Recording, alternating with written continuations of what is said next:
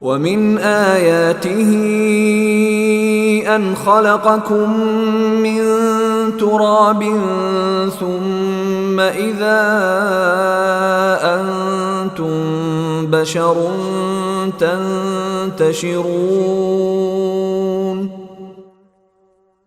اور اس کی قدرت کی ایک نشانی یہ ہے کہ اس نے تم کو مٹی سے پیدا کیا، پھر تم دیکھتے ہی دیکھتے انسان بن کر زمین میں پھیلے پڑے ہو۔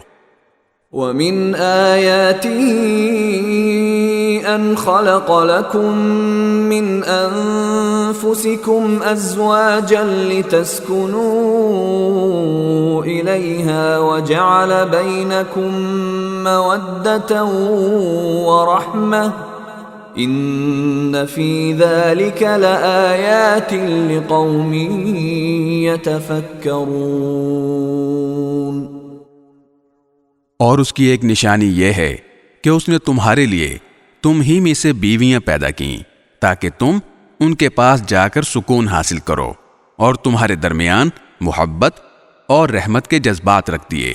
یقیناً اس میں ان لوگوں کے لیے بڑی نشانیاں ہیں جو غور و فکر سے کام لیتے ہیں۔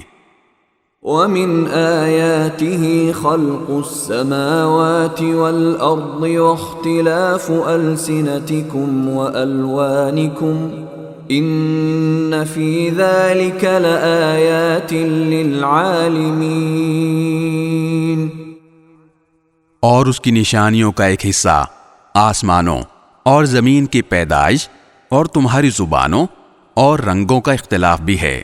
یقیناً اس میں دانش مندوں کے لیے بڑی نشانیاں ہیں۔